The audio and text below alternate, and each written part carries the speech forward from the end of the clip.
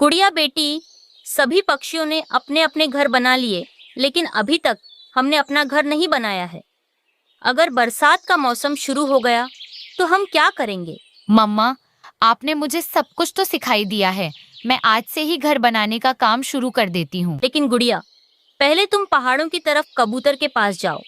वो मौसम की जानकारी देने वाला कबूतर है, और उससे तुम पूछ कर आओ कि बारिश होने में अभी कितना समय और बाकी है, कब तक होगी बारिश। मम्मा, जो पहाड़ पश्चिम की तरफ है वहाँ पर? गुड़िया, वहीं पर रहता है वो कबूतर। फिर गुड़िया अपनी मम्मा की ये बात सुनकर वहाँ से चली जाती है। गुड़िया पहाड़ों की तरफ उड़ते हुए जा रही थी और वो बहुत खुश थी, क्योंकि आज उसे इतना लंबा सफर उड़ने के लिए जो मिला था, वो आज पहली बार इतनी दूर गई थी। गुड़िया जल्दी उड़ते हुए वहाँ पहुँच जाती है, लेकिन जब वो वहाँ पहुँचती है तो देखती है कि वहाँ पर तो कोई नहीं था। गुड़िया ये देखकर उदास हो जाती है। छोटी चिड़िया की बेटी, तुम यहाँ क्या कर रही हो इन पहाड़ों की तरफ? मैं बारिश के बारे में पूछने के लिए आई थी, मौसम की जानकारी पक्षी से, लेकिन वो तो मुझे यहाँ दिखाई नहीं दे रहे। मैं ही हूँ कबूतर। लेकिन चिड़िया, तुम इतनी दूर से यहाँ अकेली आई हो? तुम्हारे मम्मा पापा नहीं है क्या? मेरे पापा तो तभी मर गए थे जब मैं अंडे से भी नहीं निकली थी, और मेरी मम्मा कुछ दिनों से बहुत बीमार है, इसलिए अभी तक हमने अपना घर भी नहीं बनाया है। बस इसीलिए मम्मा ने मुझे आपसे पूछने के लिए भेजा कि बारिश कब तक होगी, ताकि हम अपना घर बना लें। चिड़िया बेटी, मुझे बहुत दुख हुआ कि तुम्हारे पापा इस दुनिया में नहीं हैं और तुम्हारी मम्मा भी बहुत परेशान है। लेकिन सबसे बड़ी बात तो यह है कि तुम्हारे जंगल में तो बारिश कल ही शुरू हो जाएगी और तुम्हारे पास तो घर भी नहीं है। गुड़िया तो ये सुनकर रोने लग जाती है। हम अब क्या करेंगे? मम्मा तो पहले ही बहुत परेशान है। अगर बारिश शुरू होगी तो हम कहाँ जाएंगे? चिड़िया बेटी, तुम बिल्कुल भी चिंता मत करो। तुम मेरे पास आई हो तो मैं तुम्हारी मदद जरूर करूंगा। तुम ऐसा करना, अपनी मम्मा को लेकर जंगल के बीच में जो एक सूखा हुआ जामुन का पेड़ है उसके पास चले जाना। वो पेड़ तुम्हारी मदद जरूर करेगा। और हाँ, तुम उसे ये भी बता देना कि कबूतर अंकल ने तुम्हें भेजा। कबूतर अंकल, आपका बहुत बहुत धन्यवाद। अच्छा, मैं चलती हूँ। मेरी मम्मा मेरी राह देख रही होंगी। ठीक है बेटी, जाओ। लेकिन मेरी बात हमेशा याद रखना कि जब भी कोई मुसीबत हो तो घबराते नहीं है, डटकर मुकाबला करते। गुड़िया खुशी खुशी अपने घर आ जाती है। गुड़िया बेटी, क्या कबूतर अंकल मिल गए थे? क्या बताया उन्होंने? हाँ मम्मा, मिल गए थे, लेकिन उन्होंने बताया कि हमारे जंगल में बरसात तो कल ही शुरू हो जाएगी। गुड़िया बेटी, अब हम क्या करेंगे? मैं अपनी बेटी को इस बरसात में सुरक्षित ना रख सकी। पर मम्मा, कबूतर अंकल ने बताया है कि हमारे जंगल के बीच में जो एक बड़ा जामुन का पेड़ है, अगर हम उसके पास जाएंगे तो वो पेड़ हमारी जरूर मदद करेगा। क्या सच में गुड़िया? फिर तो हम आज ही उस पेड़ के पास जाते हैं। पति जी, मुझे तो बहुत मजा आने वाला है। आज पहली बार ऐसा होगा कि चिड़िया मरेगी बारिश में और हमारे पास है सुरक्षित घर। हाँ गोरी, अब तो तुम्हारे मन की मुराद पूरी हो जाएगी, क्योंकि चिड़िया बीमार होने की वजह से अपना पक्का घर नहीं बना पाई है और वो बारिश में भीगेगी। लेकिन गोरी, अगर कबूतर और तोते ने किसी ने भी उसकी मदद कर दी, फिर तुम क्या करोगी? तुम उसकी चिंता मत करो कालू जी। मैंने उन दोनों से बोल दिया है कि अगर किसी ने भी चिड़िया की मदद की तो मेरी उनसे लड़ाई हो जाएगी। मम्मा, आप हर समय रानू आंटी से गुस्से में क्यों रहती हैं?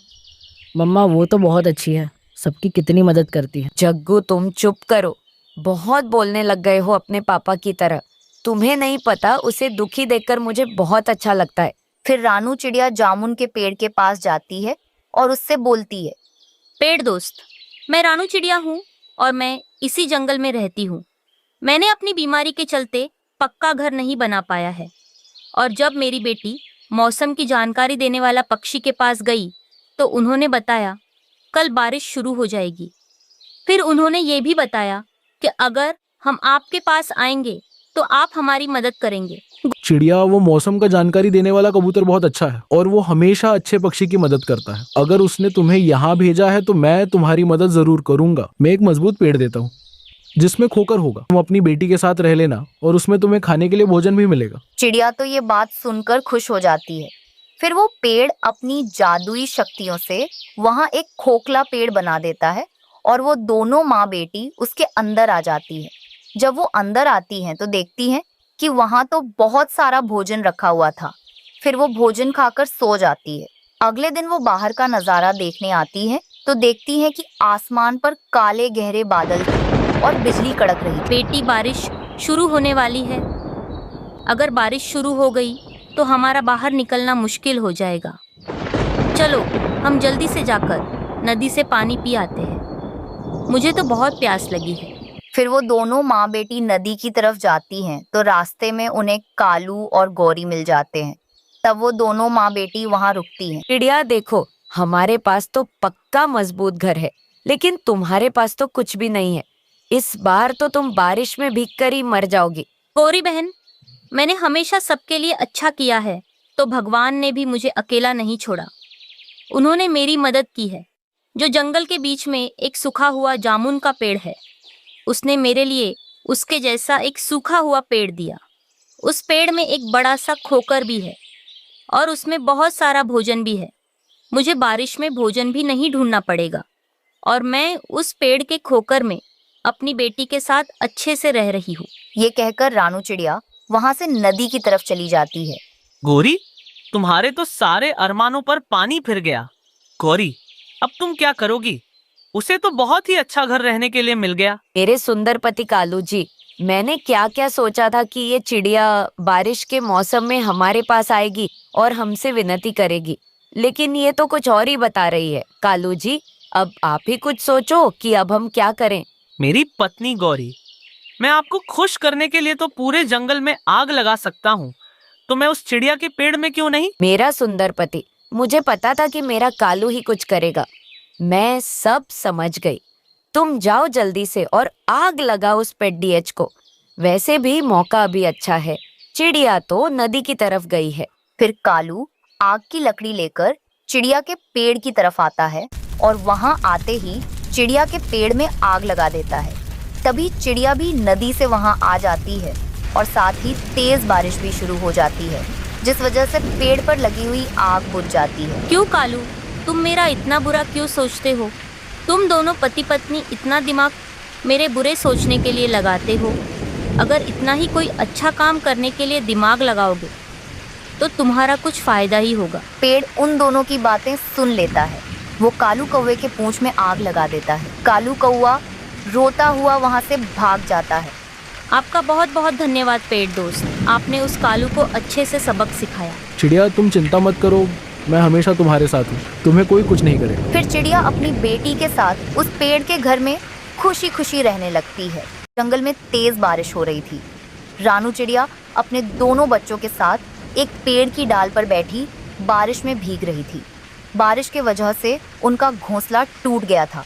मम्मा, ये बारिश कितनी तेज हो रही है, पानी हमारे ऊपर आ रहा है। मम्मा, अब हम कहाँ रहेंगे? हमारा घोंसला भी नहीं है। मेरे बच्चों, तुम डरो नहीं, मैं तुम्हें कुछ नहीं होने दूंगी।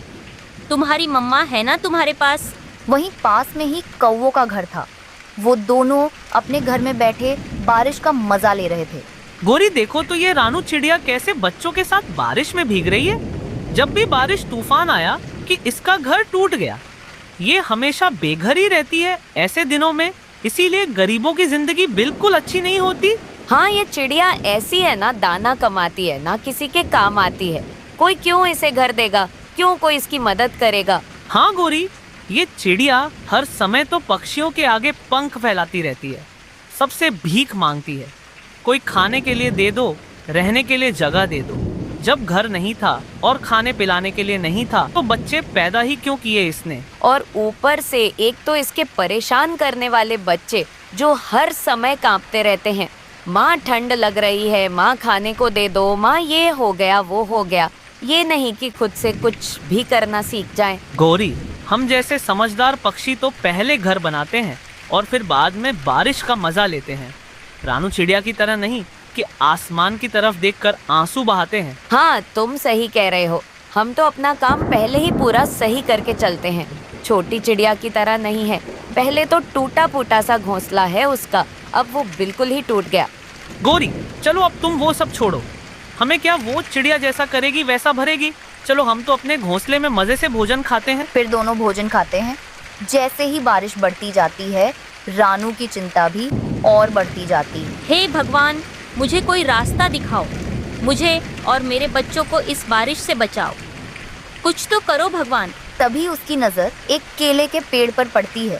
जिस पर बड़े बड़े पत्ते लगे हुए थे। ये केले के पत्ते तो बहुत बड़े बड़े हैं, तो क्यों ना मैं इनसे ही अपने लिए घर बना लूं। कम से कम इस बारिश से तो हम बच ही जाएंगे। मैं ऐसा ही करती हूँ। ये सोचकर रानू चिड़िया केले के पत्ते तोड़कर लाती है और फिर उनसे घर बनाना शुरू कर देती है। मम्मा, आप इन पत्तों से घर बना रही हो ना? अब हमें बारिश में नहीं भीगना पड़ेगा, है ना मम्मा? हाँ गुड़िया बेटी, मैं घर बना रही हूँ। अब हम भी बारिश में नहीं भीगेंगे। बस अभी घर बनने ही वाला है। फिर इस तरह काफी देर मेहनत करने के बाद रानू का केले के पत्तों का घर बनके तैयार हो जाता है।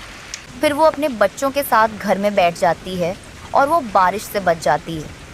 कौवा और कौवी ये सब देख रहे थे। देखो तो गौरी, कल तक चिड़िया घोंसले में बैठकर बारिश में भीग रही थी और आज केले के पत्तों के घर में रानी बनकर बैठी है। हाँ, और तो और पूरा जंगल वाहवाही कर रहा है कि रानू, महान रानू ने केले के पत्तों का घर बना लिया। जैसे हम निकम्मे हैं, हम तो कुछ करते ही नहीं हैं। गौरी, मुझे नहीं पसंद ये सब नाटक। कल तक भीख मांगने वाली चिड़िया आज अपने घर में आराम से बैठी है।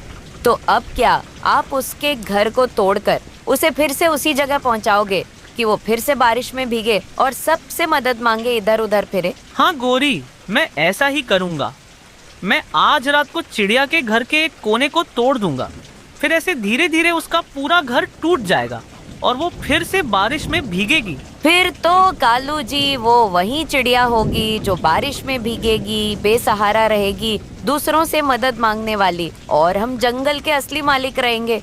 दोनों ऐसे बहुत हंसते हैं और फिर जैसे ही आधी रात होती है, कौवा वहाँ आ जाता है और वो उसके घर के एक कोने को तोड़ता है। घर में रानू चिड़िया की नींद खुल जाती है। ये क्या? ये कैसी आवाज आ रही है? अभी तो हवा भी नहीं चल रही है कि ऐसा हो कि हवा की वजह से आ रही हो। क्या हो रहा है? मैं देखती हूँ। रानू फिर चुपचाप बाहर आती है तो वो कालू कौवे की ये शरारत देख लेती है।